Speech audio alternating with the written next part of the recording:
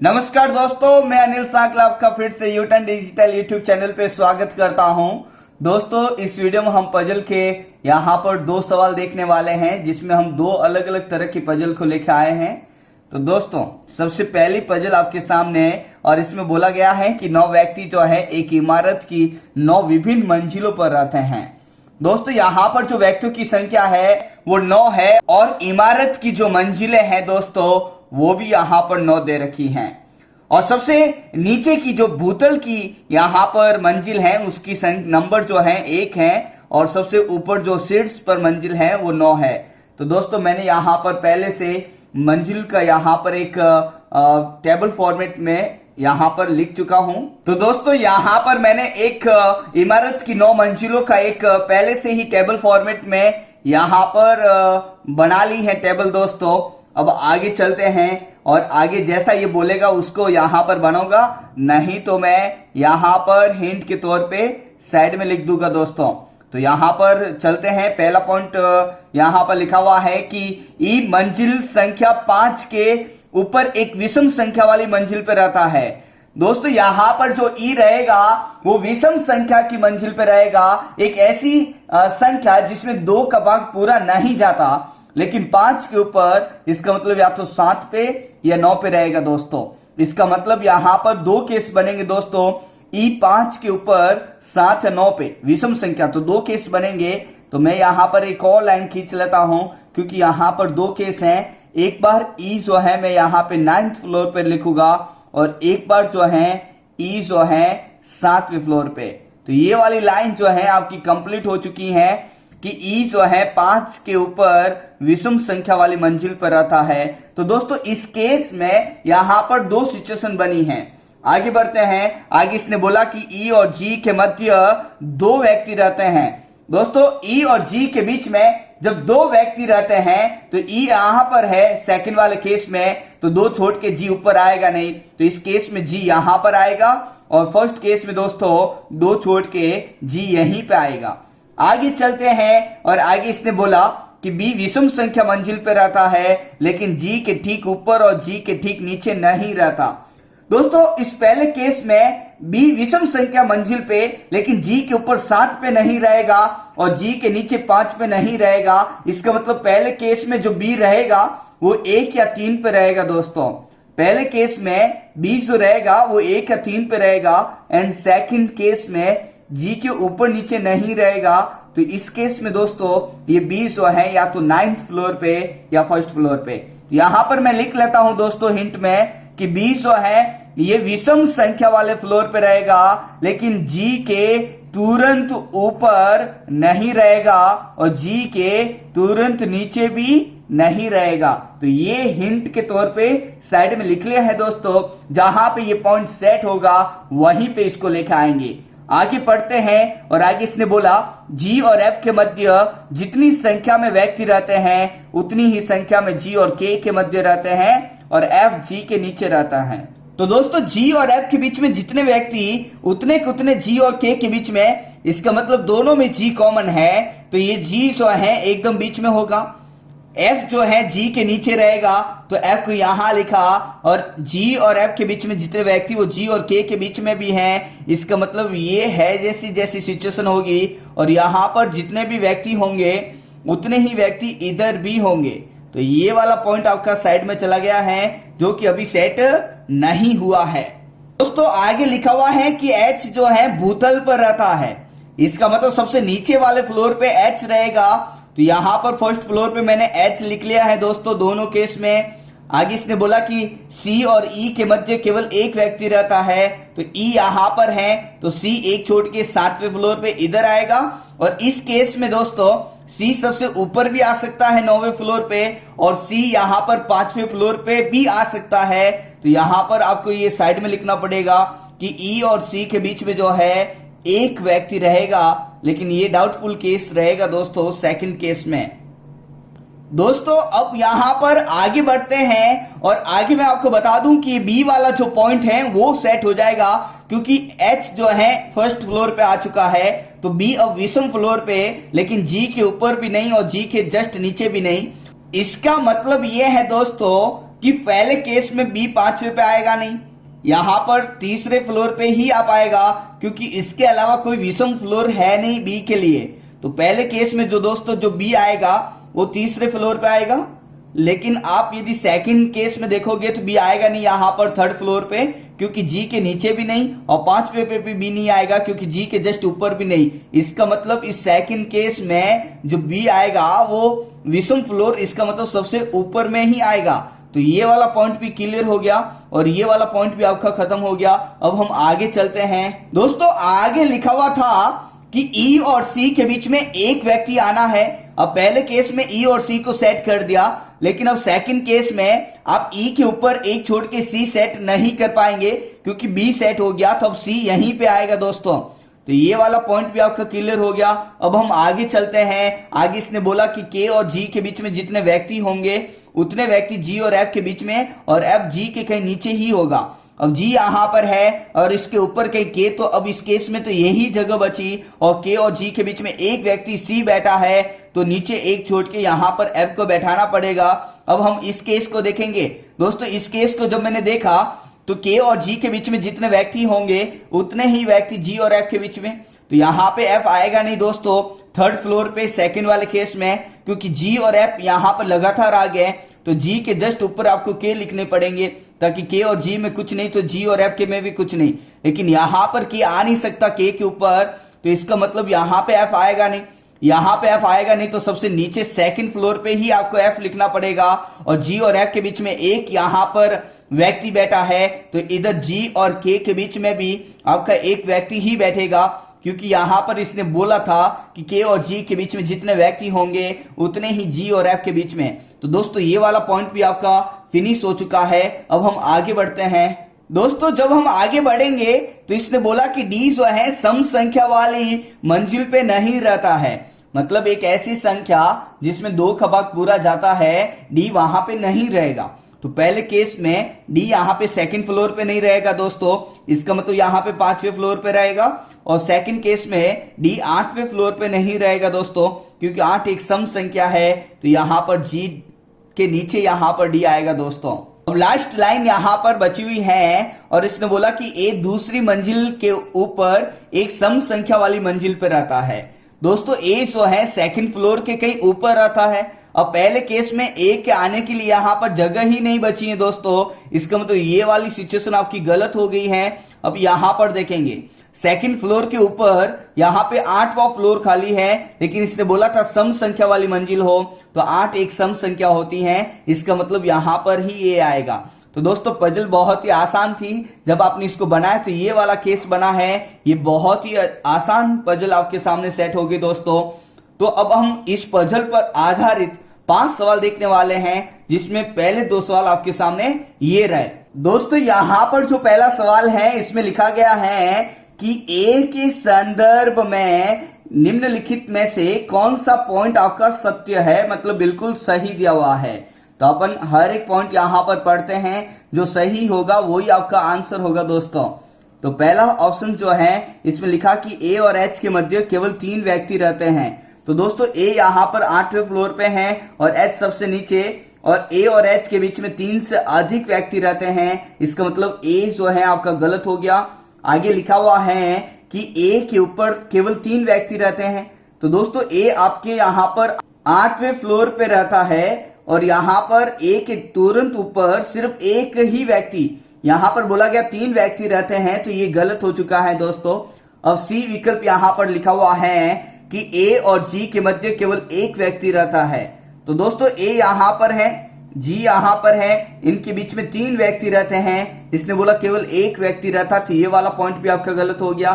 यहां पर जब आप डी विकल्प देखोगे तो आपको मिलेगा कि ए सम संख्या वाली मंजिल पर रहता है। तो दोस्तों ए जो है 8वें फ्लोर पे रहता है और 8 में 2 का भाग पूरा जाता, तो ये सम संख्या है, इसका मतलब पहले का जो आंसर हुआ है वो आपका डी विकल्प बिल्कुल सत्य हुआ है। अब आगे बढ़ते हैं दोस्तों, और सेकंड सवाल आपके सामने, और इसमें बोला गया है कि डी जो है निम्नलिखित में से कौन सी मंजिल पे रहता है। तो दोस्तों डी यहां पर तीसरे सबसे नीचे है, सबसे नीचे H, उसके ऊपर F और D। इसका मतलब D जो है यहाँ पर थर्ड फ्लोर पे रहता है, तीसरी मंजिल पे। तो दोस्तों सेकंड का जो आंसर हुआ है वो आपका ए विकल्प हुआ है। अब हम आगे बढ़ेंगे, क्वेश्चन थर्ड आपके सामने ये रहा। दोस्तों यहाँ पर जो तीसरा सवाल है इसमें बोला गया है कि सी के ठीक नीचे वाली मंजिल पे कौन रहता है। तो दोस्तों सी जो रहता है यहाँ पर 5वीं मंजिल पे रहता है और इसके ठीक नीचे वाली जो मंजिल है वो 4थी मंजिल है दोस्तों। और दोस्तों यहाँ पर 4थी मंजिल पे जो रहता है वो जी रहता है। तो तीसरे का जो आंसर होगा वो आपका जी, इसका मतलब सी विकल्प आपका बिल्कुल सही होगा। आगे चलते हैं दोस्तों। आगे इसने बोला कि एच और जी जिन मंजिलों पर रहते हैं उनके मध्य कितने व्यक्ति रहते हैं। दोस्तों एच और जी के बीच में पूछा है, तो एच यहाँ पर फर्स्ट फ्लोर पे है और जी यहाँ पर 4थे फ्लोर पे है दोस्तों। तो एच और जी के बीच में जितने फ्लोर आए हैं उनके बीच में आए हैं दोस्तों सेकंड एंड थर्ड। इसका मतलब यहाँ पर 2 व्यक्ति रहते हैं। तो चौथे का जो आंसर हुआ है वो आपका डी विकल्प हुआ है। अब हम 5वां देखते हैं। 5वें में लिखा है कि निम्नलिखित में से कौन मंजिल संख्या 5 पे रहता है। तो दोस्तों 5वें फ्लोर पे जो रहता है वो सी है। तो यहाँ पर सी किसी विकल्प में लिखा हुआ है क्या?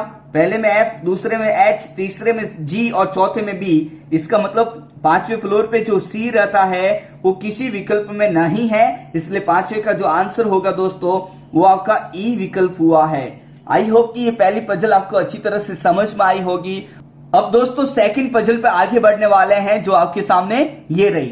दोस्तों ये जो सेकंड पजल है उसको आप थोड़ा सा ध्यान से पढ़ें और इसमें 3 सवाल जो दिए हुए हैं तीनों का बिल्कुल सही ढंग से आंसर लगाना है। तो दोस्तों यहाँ पर बोला गया है कि एक पंक्ति में कुछ व्यक्ति हैं और वो उत्तर दिशा की ओर उन्मुख हैं।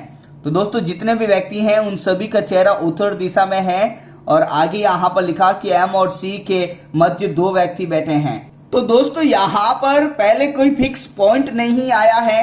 यदि कोई फिक्स पॉइंट होगा तो ही यहाँ पर पजल को सेट करेंगे, नहीं तो हिंट के तौर पे साइड में लिखेंगे। तो इसने बोला कि एम और सी के मध्य 2 व्यक्ति, तो एम और सी इधर भी हो सकता है, बाईं और दाईं ओर भी हो सकता है। आगे लिखा है कि सी और क्यू के मध्य 4 व्यक्ति, तो ये वाला पॉइंट भी आपका कंफर्म नहीं है। लेकिन जैसे ही आप ये वाला पॉइंट पढ़ोगे तो आपको पता चलेगा कि आर जो है क्यू के बाद दूसरे स्थान पर बैठा है। तो दोस्तों चेहरा सबका उत्तर दिशा में है। जब चेहरा उत्तर दिशा में है तो यहाँ पर क्यू को लिखा। जैसे ही मैंने यहाँ पर क्यू को लिखा तो इसके बाईं ओर जो है दूसरे स्थान पे, यहाँ पर दूसरे स्थान का मतलब एक छोड़ के, तो इधर दोस्तों आर आ गया है। आगे चलो, आगे इसने बोला कि क्यू के बाएं स्थान पर केवल 6 व्यक्ति बैठे हैं। इसका मतलब क्यू यहाँ पर है, इसके बाईं ओर केवल 6 व्यक्ति हैं। तो 1 2 3 4 5 और 6 व्यक्ति यहाँ पर होंगे और बाकी जितने भी व्यक्ति होंगे क्यू के दाहिनी ओर होंगे। इसका मतलब यहाँ पर ये पंक्ति खत्म है दोस्तों और यहाँ पर व्यक्ति नहीं आ सकते। तो क्यू के बाईं ओर केवल 6 व्यक्ति हैं और आर क्यू के बाएं दूसरे स्थान पर बैठा है। तो दोस्तों ये वाली लाइन और ये वाली लाइन आपकी कंप्लीट हो चुकी हैं।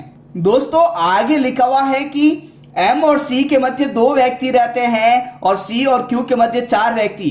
तो दोस्तों क्यू यहाँ पर है 1 2 3 4 छोड़ के, यदि मैं यहाँ पर सी को सेट करूंगा, ध्यान से समझ लें, क्योंकि सी और क्यू के मध्य 4 व्यक्ति हैं। तो यहाँ पर यदि मैं 4 व्यक्ति छोड़ के सी को इधर सेट करूंगा तो एम और सी के मध्य 2 व्यक्ति बैठ नहीं पाएंगे, क्योंकि सी यहाँ पर आ गया तो 2 छोड़ के एम इधर आएगा नहीं और 2 छोड़ के एम इधर नहीं आएगा दोस्तों, क्योंकि इधर आर है।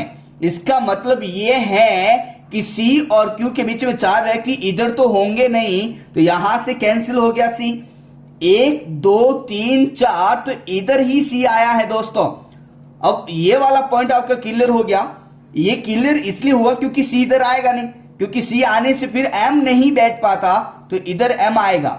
लेकिन इसने बोला कि एम और सी के मध्य 2 व्यक्ति, तो दोस्तों सी यहां पर 2 छोड़ के एम अब इधर भी आ सकता है और 2 छोड़ के एम इधर भी आ सकता है। तो थोड़ा इंतजार करेंगे दोस्तों। इसको हम हिंट के तौर पे मैं यहां पर लिख लेता हूं। ये हिंट है दोस्तों कि एम और सी के बीच में 2 व्यक्ति होंगे। अब एम पहले या सी पहले, ये डाउटफुल केस है दोस्तों। आगे पढ़ेंगे तो आपको मिलेगा कि सी और एम के मध्य जितने व्यक्ति यहां पर बैठे हैं बीच में, उतने ही व्यक्ति एस और सी के मध्य बैठे हैं। इस दोनों पॉइंट में सी यहां पर कॉमन है। इसका मतलब ये है कि सी एकदम बीच में होगा। एम और सी के बीच में यहां पर एम लिख लो और एस और सी के मध्य तो एस यहां पर लिख लो। तो यहां पर जो बीच में जितने व्यक्ति होंगे उतने ही इधर भी होंगे। इसका मतलब एम पहले होगा सी के या एम बाद में होगा सी के या एस पहले होगा, ये डाउटफुल केस है। लेकिन ये कंफर्म है कि एम और सी के बीच में जितने व्यक्ति होंगे उतने ही व्यक्ति एस और सी के मध्य में होंगे। आगे पढ़ते हैं। आगे इसने बोला कि डब्ल्यू पंक्ति के किसी अंतिम छोर से तीसरे स्थान पर बैठा है।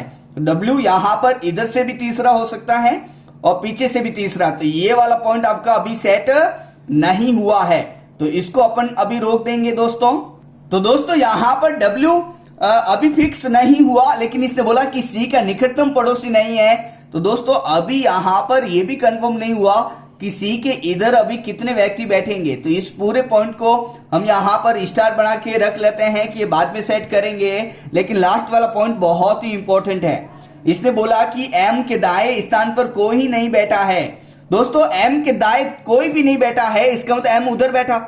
एम और सी के बीच में दो व्यक्ति, एम बीच में बैठा दूंगा तो इसके बाया इधर और दाहिनी ओर और भी व्यक्ति बैठे मिल जाएंगे।